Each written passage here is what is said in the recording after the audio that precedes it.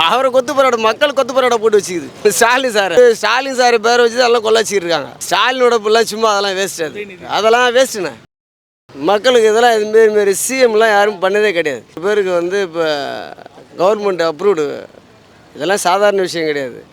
எந்த ஒரு சிஎம் அதெல்லாம் பண்ண மாட்டார். ஏன்னா இதுமாரி இதுக்கு முன்னாடி இருந்தார். ஆனால் எம்ஜிஆர் காலகட்டத்தில் அது வேறு. அன்றைக்கி பொருளாதாரம் கம்மி, இன்றைக்கி பொருளாதாரம் ஜாஸ்தி. இன்றைக்கி அப்படி இருக்கும்போது அவெல்லாம் கண்டிப்பாக கொடுக்கணும்.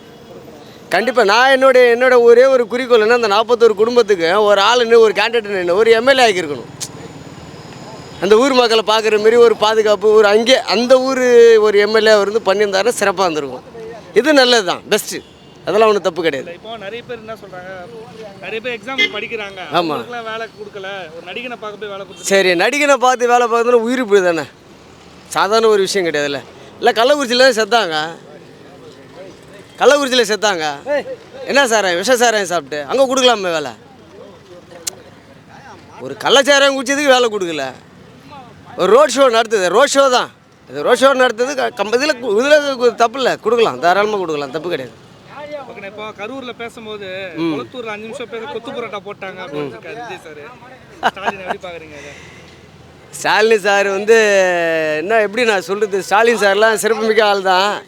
ஆனால் பட் அவர் அங்கே கட்சியில் இருக்கவங்களே அவர் வந்து வேறு பூசணிக்காய் மாரி ஆக்கிட்டாங்க ஸ்டாலின் சார். வேறு மற்றபடி எதுவும் கிடையாது. உண்மையாக தான் சொல்கிறேன். இப்போ நீங்கள் சொன்னீங்களா சேகர் பாபு சார் ஒன்று அறநிலை அமைச்சர் இருந்தார் பார்த்தீங்க, அவர் தான் முக்கால் காசு கொள்ள வச்சுக்கிறாரு. அதேமாரி கேஎன்னூர், அதேமாரி செந்தில் பாலாஜி, இதெல்லாம் வேறு மாதிரி பண்ணிட்டாங்க. அவர் பேரை கெடுக்கிறது அங்கே இருக்கிறவங்க தான், வேறு யாருமே கிடையாது.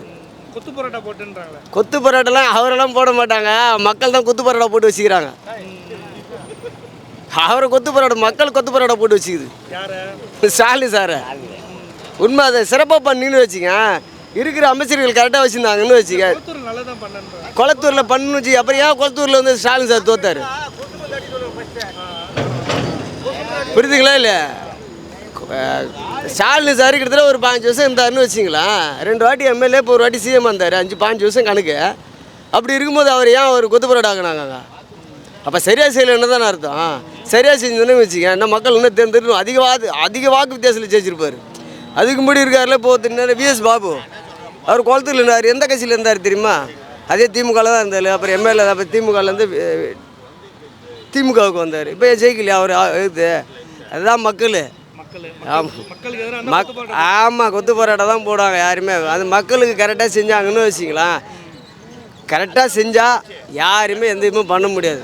செய்யாங்கிறதுனால தான் எல்லாருமே ஒரு தீர்வு. இது புதிய தீர்வு, இது புதிய தீர்ப்பு எழுது பேனா, இது எழுதப்பட்டது. அதெல்லாம் ஒன்றும் கிடையாது. அதெல்லாம் அதே மாதிரி பேசியிருக்காரு. திருட்டு திமுக வந்து ஊரடிச்சு ஒலையில் போட்டிருக்காங்க அப்படின்னு பேசியிருக்காரு. விஜய் சார் வந்து இதுவரை ஒரு வரலாறே கிடையாது. அதாவது அண்ணா 1967 1977ன்னு சொல்லிட்டேன் 2. ஆனால் அண்ணா திமுக நம்ம பேரங்க அண்ணா இருக்கும்போது திகாவிலேருந்து வந்தார். திகா கட்சியிலேருந்து ஆரம்பித்து ஒரு சிஎம் ஆகி அனைத்து பேரையும் போய் மீட் பண்ணார். அது ஒரு யார்கிட்ட இருக்குதுன்னா அது விஜய்கிட்ட மட்டும்தான் இருக்குது. அந்த பெரும்பான்மை விஜய்கிட்ட, அந்த பெருந்தன்மை விஜய்கிட்ட மட்டும்தான் இருக்குது. ஏன்னா விஜய் போய் எல்லாரையும் போய்ட்டு ஸ்டாலின் சார் ஐயா வந்துச்சு எல்லாரையும் பார்த்தார், அனைத்து பேரையும் பார்த்தாரு. அதுமாரி ஒரு ஆள் வந்து எப்படி திருட்டு திமுகன்னு அவரெல்லாம் சொல்ல மாட்டார். திமுக கொள்ளாச்சிக்கிறாருன்னு எப்படின்னா அவங்க கட்சியில், அதாவது எப்படி மாவட்ட செயலாளர் இப்போ ஏவா வேலு, இப்போ நான் ரோடு போட்டதுக்கு முன்னாடி நான் ரோடு போட்டேன்னு சொல்லிருக்காரு. அது மாதிரி அதை சொல்லலாம், தப்பு இல்லை. ஆமாம், அதான் சொல்கிறேன்ல, ஆட்டோமேட்டிக் ஏகப்பட்ட பேர் பண்ணிக்கிறேன். அவர் ஸ்டாலின் சார் பேரை வச்சு தான் எல்லாம் கொள்ளாச்சிருக்காங்க.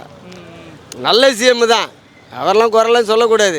பக்கத்தில் இருக்கிற மாவட்ட செயலாளர் இருக்காங்க தான், அவங்கெல்லாம் கொள்ளாச்சு அவர் பேரை கெடுத்துக்கிட்டு போயிட்டு வந்துக்கின்னு இருக்காங்க. மற்றபடிலாம் ஒன்றும் கிடையாது. நான் அவர் தவற கூடன்னு பேசக்கூடாது அவரெல்லாம். ஏன்னா மக்களுக்கு ஏகப்பட்டது விடிவெளி அதெல்லாம் சொல்லக்கூடாது. முத்தமிழ் கலைஞர் பண்ணார். முத்தமிழ் கலைஞர் வந்து ஒரு அறநிலை சரியான அறிவுக்காரர். அவருக்கு பிறந்த பிள்ளை சரியானதாக வேலை தீர்மானம் பண்ணது. முத்துவேல் கருணாநிதியோட பிள்ளை ஸ்டாலின். சரிங்களா? அது கரெக்டாக தான் சிறப்பாக தான் போகணும். ஸ்டாலினோட பிள்ளை சும்மா அதெல்லாம் வேஸ்ட்டு. அதெல்லாம் வேஸ்ட்டுண்ணே. சினிமா கூத்தாடிங்கிறா, இவரும் கூத்தாடி தான், ஸ்டாலினும் கூத்தாடி தான். கலைஞர் சாதாரண ஆளு கிடையாது. அவர் வந்து ஒரு கதை ஆசிரியர், அவர் நாடக கலைஞர் பேராசிரியர் இருந்தார். அவரும் கூத்தாடி, எல்லாம் கூத்தாடி தான் உள்ளே வந்துருக்காங்க. சினிமா இண்டஸ்ட்ரியில் இப்போ ஃபீல்டில் உள்ளே வந்துருக்காங்களா எல்லாமே கூத்தாடி தான். கூத்தாடி இல்லாமல் யாரும் இல்லை. எம்ஜிஆரும் கூத்தாடி தான். எல்லாமே கூத்தாடி சொல்லக்கூடாது. கூத்தாடி என்ன பண்ணுறாங்க தான் முக்கியம், அதுதான் செய்யணும் மக்களுக்கு. அவர் என்ன பண்ணுறாருன்னு அவரை தான் போய் கேட்கணும். இனிமேல் ஒரு விளையாட்டுத்துறை அமைச்சராக இருந்தார், என்ன பண்ணிக்கிறாருன்னு எனக்கே தெரியல. விளையாட்டுத்துறை அமைச்சராக இருந்துக்கிறாரு, என்ன பண்ணிக்கிறாருன்னு ஒன்றும் புரியலையே. கிராமப்புறங்களில் ஏகப்பட்ட இடங்கள் இருக்குது, ஏகப்பட்ட இடங்கள் இன்னைக்கு கவர்மெண்ட்டுக்கு அப்ரூவ்டான உள்ள இடம் இருக்குது, ஏகப்பட்ட இடம் இருக்குது. மக்கள் விளையாட திடல் இல்லாமல் இருக்குது. கபடி, ஒரு ஸ்போர்ட்ஸு, ஒரு கிரிக்கெட் விளையாடுறதுக்கு ஏகப்பட்ட இடம் இருக்குது. இன்றைக்கி நகராட்சியில்னு பார்க்க பார்த்தீங்கன்னா பேரூராட்சி, ஊராட்சி எல்லா இடத்துலையும் இருக்குது. அதெல்லாம் ஒரு க்ளீன் பண்ணி கொடுத்தாலுமே விளையாடுறதுக்கு தேவையான வசதி அப்போ பண்ணி கொடுக்கலையே அவர். இவர் 50 வருஷம் இது அவர் வந்து 50 நாள் தான் ஆகுது. இவர் வந்தால் எப்படி பண்ணுவாருன்னு பார்க்கும். விஜய் கூட உதயநிதியாக மோத முடியாதுங்களா? அப்படிலாம் தவறக்கூடிய விஷயம். அவரெல்லாம் எப்படி சொல்கிறது, நான் ஒரு ஆமைக்கும் ஒரு முயலுக்கும் பந்தயம் வச்சுருந்தாங்களா, ஓட்ட பந்தயம். என்ன பண்ணிச்சு அந்த முயல், கடன்னு ஓடி போச்சு. சரி, அவன் ஆமை பின்னாடி தானே பொறுமையாக வருது, நம்ம 10 தூங்குவோம் அப்படின்னு பார்த்தா தூங்கி எழுச்சி போதும் மூடி ஆமை மூடி போச்சு. அது யார் ஜெயிச்சுது? அப்போ ஆமை தான் ஜெயிச்சுது. அது மாதிரி தான் அரசியலும். ஆமை யாருங்கிறது நீனே தெரிஞ்சுக்குவீங்க. இப்போ என்னென்ன இப்போ அரசியல் நடக்குது இல்லை, இப்போ தெரிஞ்சுக்கலாம் போக போக. ஆமை எது, முயல் எது எப்படின்னு தெரிஞ்சுக்கலாம். அதே மாதிரி கரூர் கம்பெனி ஓனரு ஓடிட்டாரு அப்படின்னு ஒரு பாட்டு பாடியிருக்காரு விஜய் சார், எப்படி பார்க்குறீங்க? ஓடினாருன்னா மக்களுக்கு தேவையானது பண்ணாங்கன்னு வச்சிங்களேன். யாரையுமே ஓடாம விட்டுருக்க மாட்டாங்க, விடாம விட்டுருக்க மாட்டாங்க.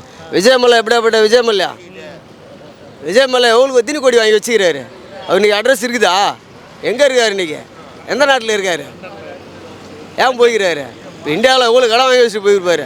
அதேமாரி எல்லாருக்கும் எல்லாம் ஒரு தலையெழுத்து வந்தால் ஓட வேண்டியதான், விடாட வேண்டியதான். 6 மாதத்தில் ஆட்சி கவுந்துருன்னு சொல்லிட்டு 6 மாதத்தில் ஆட்சிலாம் கவுத்துனா சாதாரண விஷயம் கிடையாதுண்ணா. இது வந்து அதான் ஒன்று சொல்கிறேன். அதாவது எப்படி சொல்கிறது உங்களுக்கு சொல்லி எப்படி புரியும். மெஜாரிட்டி இருந்தால் 118 122 சீட்டுன்னு வச்சிங்களா, 118 வச்சிங்களா, இப்போ 107 சீட்டு இருக்குதுன்னு வச்சிங்களா. இப்போ இடைத்தேர்தல் வருது, கம்பல்சரி 426 சீட்டை அவர் தான் அடிப்பார். அவ்வளோதான். அது இப்போ நீங்கள் நாளைக்கே நீங்கள் ஆட்சி டிசால்வ் பண்ணாலும் சரி, சால்டே வந்து எப்படியும் ஒரு 190 சீட்டு கம்பல்சரி வரும்.